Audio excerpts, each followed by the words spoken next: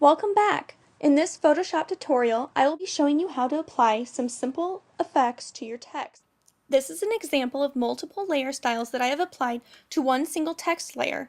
You can see to the right of my text, the layers palette is open.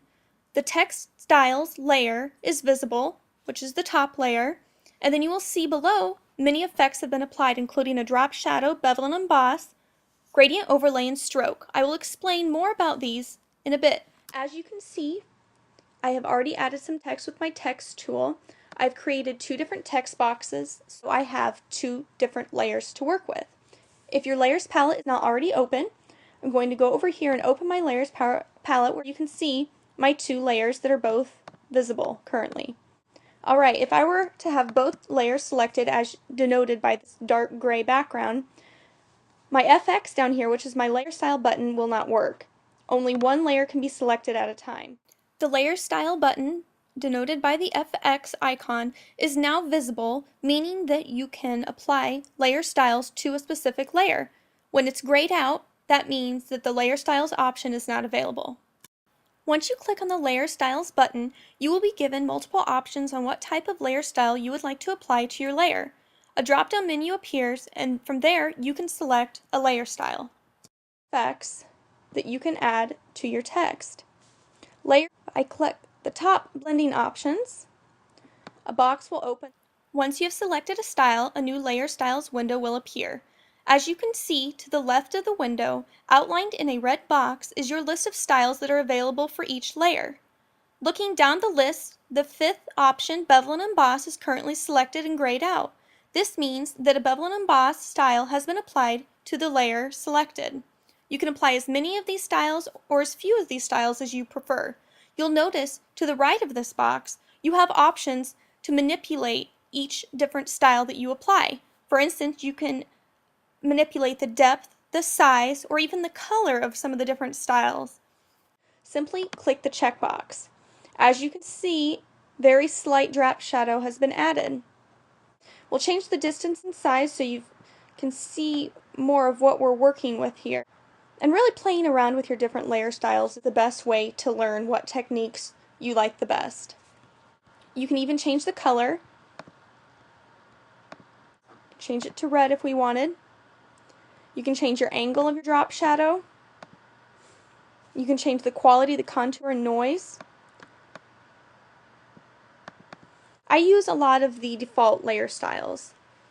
You can apply multiple layer styles to the same layer as well. So if I wanted to drop shadow, I could also add an inner glow. We can bring up the size of that, and you'll notice when working with layer styles that many of the styles have the same type of options to manipulate them once you are in the editing of the layer style. Again, you can change the different colors. Inner glow and bevel and emboss, you can choose precise or softer. I believe in bevel and emboss, up here in the style, you've got inner bevel, outer bevel. You can choose where you want that bevel to appear, but then the technique is what's similar to the inner glow option. Smooth, chisel hard, or chisel soft. If you want to turn any of the layer styles off, if you don't like them, just simply uncheck the button. And now we only currently have the bevel and emboss showing. I don't like my black text anymore. Instead of going out and changing it, I can apply a color overlay or a gradient overlay here.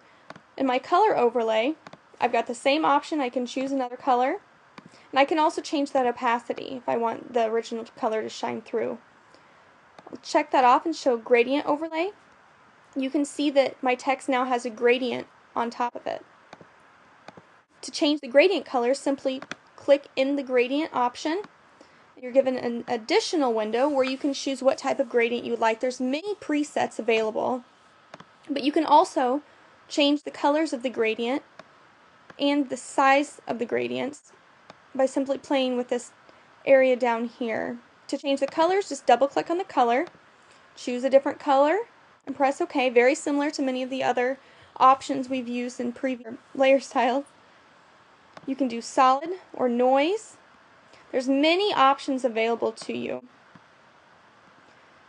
You can also do a pattern overlay, very similar to the color and gradient overlay. And the last I will explain to you is a stroke. With the stroke, you can see a very slight red outline. You can manipulate the size here.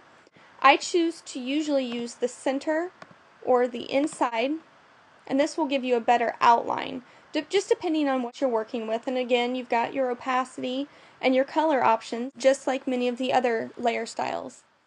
Thank you for watching this tutorial on layer styles. I hope you've picked up a few new techniques on ways that you can make your text or your images or shapes stand out in your document. Remember, if you want to remove a layer style, you can simply unclick the checkbox within the layer styles window, or within your layers panel, you can click the I button to make it invisible. I hope you guys have picked up lots of new techniques and ideas of different ways you're going to apply all of the techniques that I've talked to you about.